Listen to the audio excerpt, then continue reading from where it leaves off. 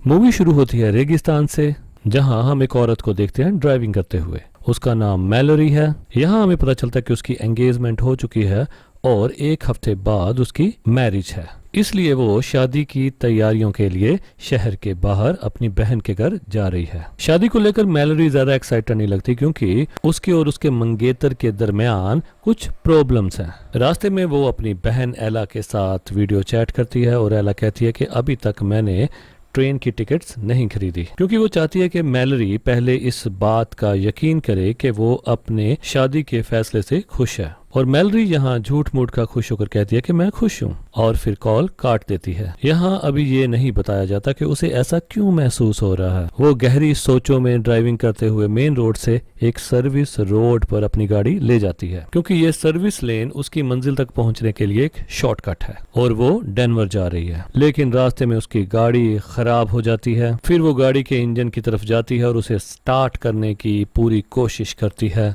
लेकिन कामयाब नहीं हो पाती। मैलोरी अब उस सुनसान इलाके में अकेली है और उसके पास कोई सिग्नल भी नहीं है, मीन्स वो मदद के लिए अब कॉल भी नहीं कर सकती। काफी वक्त गाड़ी में गुजारने के बाद जब वो एक सोडा कैन खोलने की कोशिश करती है तो वो फट जाता है और उसके कपड़े सारे गीले हो जाते हैं। फिर वो गाड़ी के पीछे अपने कपड़े बदलती है और इसी दौरान किसी की आवाज से वो एकदम डर जाती है। वो एक आदमी है जिसका नाम है क्रिस्टन। वो आदमी उस लड़की के लिए बुरा महसूस करता है, क्योंकि उसकी गाड़ी खराब हो चुकी है और वो रास्ते में फंसी हुई है, और फौरन उसकी गाड़ी की मुरम्मत करना शुरू कर देता है। और थोड़ी देर के बाद वो गाड़ी को ठीक करने में कामयाब हो जाता है। मैलोरी उससे अब खुश हो जाती है और वो उसे थैंक्स करती है और पैसे देने की भी कोशिश करती है, लेकिन क्रिस्टन लेने से इनकार कर देता है और कहता है तुम्हारा शुक्रिया मेरे लिए काफी है। फिर मैलोरी अपनी गाड़ी में बैठती है और चलने लगती है, पर थोड़ी देर के बाद उसे ख्याल आता है कि वो लड़का तो पैदल ही था, तो वो उसे लिफ्ट देने के बारे में सोचती है। वो उसे गाड़ी में बिठा लेती है और दोनों रवाना हो जाते हैं। और यहाँ हम देखते हैं कि क्रिस्टियन बहुत बातूनी है। वो बहुत सारी बातें करता है और अपनी बातों से मैलोरी को इम्प्रेस करने की कोशिश करता है और खुद को बढ़ा चढ़ाकर दिखाने लगता है। अचानक उसका रवैया चेंज होने लगता है और वो कहता है कि किस्मत उन्हें एक साथ लेकर आई और शायद इसी तरह ही होना था। जल्द ही पता चलता है कि ये आदमी बहुत ही बदतमीज है, क्योंकि वो मैलोरी से बहुत भद्दी बातें करनी शुरू कर देता है। जब मैलोरी उसकी बातों से तंग आ जाती है तो वो गाड़ी रोक कर उसे कहती है कि वो गाड़ी से बाहर निकल जाए। लेकिन क्रिस्टियन ऐसा आदमी नहीं था कि वो आसानी से बात माने और गाड़ी से बाहर निकल जाए। अचानक वो अपना चाकू निकालता है और उसे धमकी देता है कि अगर उसने उसकी बात नहीं मानी तो वो उसको मार डालेगा। अब मैलोरी के पास गाड़ी चलाने के अलावा और कोई भी रास्ता नहीं था। गाड़ी चलाते हुए मैलोरी के दिमाग में आता है कि क्रिस्टियन ने सीट बेल्ट नहीं पहनी। फिर वो जितनी तेज हो सकती है गाड़ी भगाती है और एक मोड़ पर गाड़ी को पहाड़ से नीचे गिरा देती है। गाड़ी का एक्सीडेंट हो जाता है और अगले सीन में हम देखते हैं कि मैलोरी अपनी गाड़ी में उल्टी लटकी हुई है और उसका पाँव भी उसकी सीट में फंस चुका है और वो बिल्कुल भी हिल नहीं पा रही, क्योंकि क्रिस्टियन ने सीट बेल्ट नहीं पहनी थी।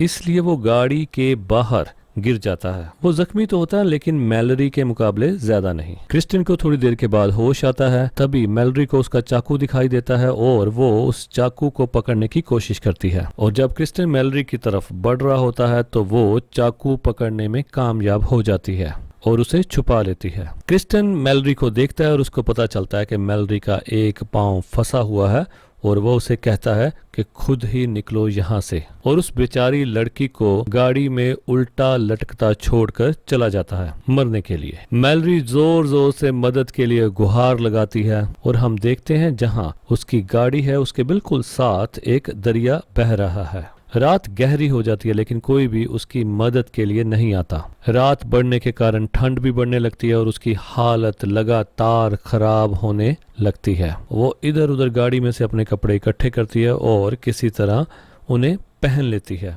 उसकी खुशकिस्मती से गाड़ी की बैटरी अभी भी कुछ बाकी थी तो वो हीटर चला लेती है। लेकिन वहां सिर्फ सर्दी ही उसकी प्रॉब्लम नहीं थी, वो एक ऐसी जगह में थी जहां जंगल था और आसपास बहुत सारे जंगली जानवर हैं। इसलिए वो फौरन अपनी गाड़ी की हेडलाइट ऑन कर देती है ताकि जानवरों को डरा सके, और ये तरीका काफी हेल्पफुल साबित होता है। चमत्कार वाली बात ये थी कि वो किसी तरह खून जमा देने वाली रात से अपने आप को बचा लेती है और बहुत सारी मुश्किलों का सामना कर रही होती है क्योंकि उसके पास अब बहुत कम पानी बचा है और खाने को भी कुछ नहीं है। ये वाला भी पूरा दिन गुजर जाता है और कोई भी उस बेचारी लड़की की मदद के लिए नहीं आता। वो अभी तक अपनी गाड़ी में उल्टी लटकी हुई होती है और एक और रात गुजर जाती है और अगली सुबह होती है और वो अभी भी वहां ही पड़ी होती है, इधर उधर देखती है, लेकिन उम्मीद की कोई भी किरण नहीं दिखाई देती। मैलरी अब बहुत ही खराब हालत में होती है और उसकी मुश्किल वहां और बढ़ जाती है जब क्रिस्टिन भी वहां आ जाता है, जो बहुत खुश और हेल्दी नजर आ रहा होता है। इसके अलावा उसके चेहरे पर एक बहुत भद्दी सी मुस्कान होती है और उसे ये मानने में कोई भी आपत्ति नहीं होती कि वो मैलरी की तकलीफ का हर पल एंजॉय कर रहा है। वो वापस आकर उसके सामने खाने पीने लगता है ताकि उसको परेशान कर सके। फिर वो मैलरी को कहता है कि किस्मत कितनी अजीब चीज है। क्रिस्टिन वहां बैठकर मैलरी की तकलीफ का मजा लेते हुए उसे बताता है कि उसने वहां एक कैबिन देखा है। वो कहता है कि अभी वो कैबिन खाली है, मगर उसे लगता है कि वहां एक फैमिली रहती है और वो घर पर नहीं है। क्रिस्टिन ये भी देखता है कि मैलरी अब ज्यादा देर तक जिंदा नहीं रह सकती, शायद अगली रात भी वो ना निकाल सके। इसके बाद वो वहां से चला जाता है जबकि मैलरी उसके पीछे चीखती है और मदद के लिए गिड़गिड़ाती है। अब तीसरी रात आती है और बाहर काफी अंधेरा हो चला होता है। मैलरी को खुशकिस्मती से अपनी गाड़ी में एक लाइटर मिल जाता है। वो कुछ चीजें जलाने की कोशिश करती है ताकि सर्द रात में उसे कुछ रोशनी और कुछ गर्मी मिल सके। फिर वो सो जाती है, लेकिन ज्यादा देर तक सो नहीं पाती। वो चूहों की फौज के साथ जाग जाती है जो कि उसे बहुत ज्यादा टीज कर रहे होते हैं।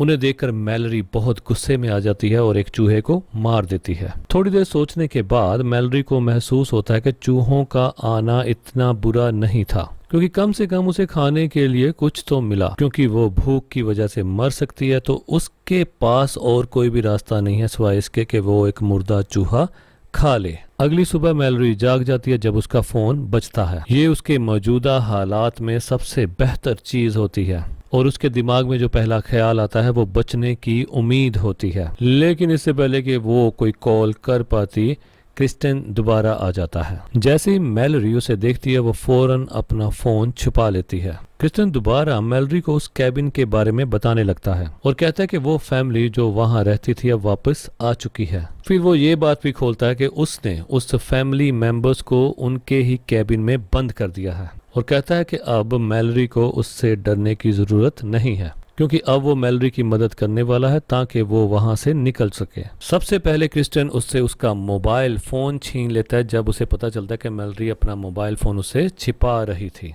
फिर वो उसे एक आरी दे देता है। शुरू में मैलरी उसे कहती है कि वो आरी से दरवाजा नहीं काट सकती, तो वो उसे कहता है कि हाँ तुम बिल्कुल ठीक कहती हो कि मैं नहीं चाहता कि तुम खिड़की को इससे काटो, बल्कि अपने पाँव को काट कर इससे बाहर निकल जाओ। वो कहता है कि अब उसके पास सिर्फ यही रास्ता है, अगर वो जल्दी से कुछ नहीं करेगी तो वो यहीं मर जाएगी। फिर वो दोबारा उसे अकेला छोड़कर चला जाता है। वो आरी अब उसके हाथ में और क्रिस्टिन ने जो उसे करने को कहा था उसके बारे में वो सोचती है, लेकिन आखिर वो गुस्से और मायूसी से चीख उठती है और आरी फेंक देती है। फिर रात हो जाती है और मैलरी को प्यास लगती है। क्योंकि उसे पानी पिए हुए काफी समय बीत जाता है, भगवान भी बारिश के रूप में उसकी दुआओं का जवाब दे देता है। बारिश बहुत तेज होती है, इसलिए अब उसे प्यास से मरने का कोई खतरा नहीं होता। जब वो रेडियो ऑन करती है तो उसे पता चलता है कि बारिश के तूफान के कारण सड़कें सैलाब में डूब रही हैं और लोग छोटे रास्तों की तरफ जा रहे हैं क्योंकि बड़ी सड़कें सैलाब की वजह से बंद हो रही हैं। कुछ ही देर के बाद एक गाड़ी उसके पास आके रुकती है, लेकिन बदकिस्मती से वो गाड़ी और किसी की नहीं बल्कि क्रिस्टिन की होती है। जैसे ही वो गाड़ी रोक कर आता है, मैलरी एक प्लान सोचती है। वो उस मुर्दा चूहे का खून अपने पाँव पर लगाती है और मरने का बहाना करती है। वो ऐसे दिखाती है जैसे वो अपने पाँव को काटते हुए मर गई हो। क्रिस्टिन अपनी टॉर्च के साथ उसके करीब आकर उसको चेक करने की कोशिश करता है, लेकिन जैसे ही वो करीब आता है मैलरी उसे चाकू मार देती है। वो उसकी गाड़ी की चाबियां चुरा लेती है और फौरन उसकी गाड़ी को लॉक कर देती है। इसके बाद वो चाबियां अंधेरे में फेंक देती है ताकि वो उसे कहीं ना ढूंढ पाए। अब जो प्लान उसके माइंड में है वो यही है कि शायद कोई वहां से गुजरे और उसकी गाड़ी को वहां रुका हुआ देखे। कुछ ही देर के बाद वहां एक गाड़ी आती है और वो पुलिस की गाड़ी होती है। जैसे ही पुलिस वाला गाड़ी से बाहर निकलता है, मैलरी चीखना चिल्लाना शुरू कर देती है ताकि पुलिस वाले की अटेंशन ले सके। लेकिन तूफान की आवाज इतनी तेज होती है कि मैलोरी की आवाज वहीं दबकर रह जाती है, पुलिस वाले के पास नहीं पहुंचती। दूसरी तरफ क्रिस्टन कंप्लीटली बेगुनाह बनने का ड्रामा करता है, जो कि तूफान में जख्मी हो गया था, और पुलिस वाले से कहता है कि वो उसे करीब के कैबिन में ले जाए। और यहाँ एकदम से पुलिस वाले को कोई आवाज सुनाई देती है और वो वहां सुनने की कोशिश करता है, लेकिन क्रिस्टिन उसे इस बात का यकीन दिला देता है कि तूफान लगातार खतरनाक होता जा रहा है, उन्हें वहां से निकलना चाहिए। मैलोरी लगातार चीखती रहती है, लेकिन अब उसकी आवाज कोई भी नहीं सुनता।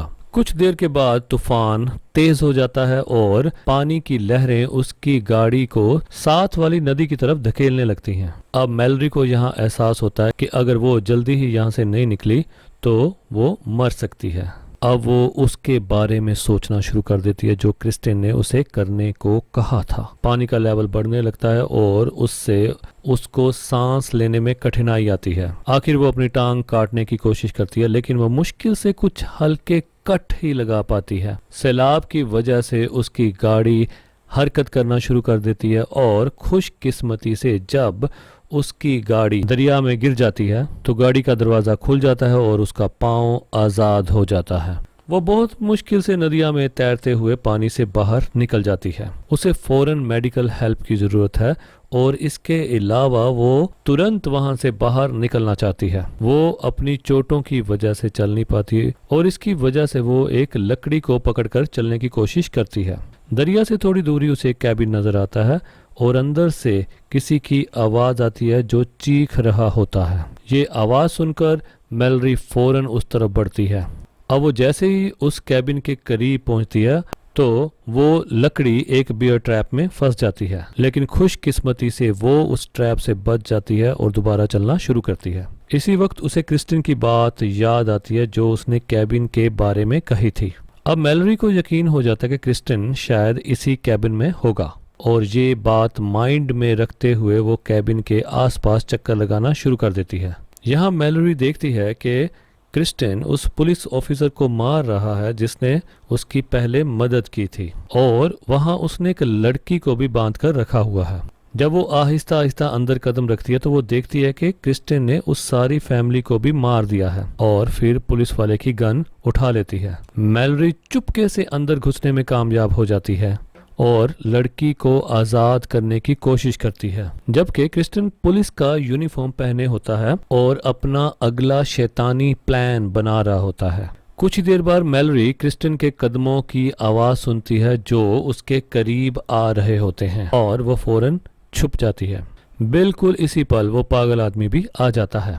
मैलोरी गन उसकी तरफ करती है और उसे कहती है कि अगर वो हिला तो वो उसे गोली मार देगी, लेकिन क्रिस्टिन मैलोरी पर हमला कर देता है। इसी दौरान मैलोरी दूसरी लड़की से कहती है कि वो फौरन भाग जाए। वो क्रिस्टिन के साथ मुकाबला करती है और कुछ ही देर में वो उससे बच निकलने में कामयाब हो जाती है। जब क्रिस्टिन कमरे में आकर उसे ढूंढता है तो मैलोरी वहां नहीं होती। आकर मैलोरी पीछे से हमला करती है और वो उसे दूसरी मंजिल से नीचे गिरा देती है। क्रिस्टिन गिर जाता है और उसका पांव एक बियर ट्रैप में जकड़कर टूट जाता है। फिर मैलोरी उस लड़की के साथ नीचे आती है और क्रिस्टिन को उसका चाकू दे देती है। वो क्रिस्टिन को कहती है कि वो उसे वही मौका दे रही है जो उसने उसे दिया था। फिर मैलोरी किस्मत के बारे में बात करती हुई कहती है कि वो सही कह रहा था कि शायद सब कुछ ऐसा ही होना था जब वो पहली बार मिले थे। मूवी के खत्म होने से पहले क्रिस्टिन दर्द से तड़प रहा होता है और मैलोरी की कही हुई बातों को सोच रहा होता है। फिर मैलोरी और वो लड़की मदद की तलाश के लिए सड़क की तरफ निकल पड़ती हैं और मूवी यहाँ खत्म हो जाती है।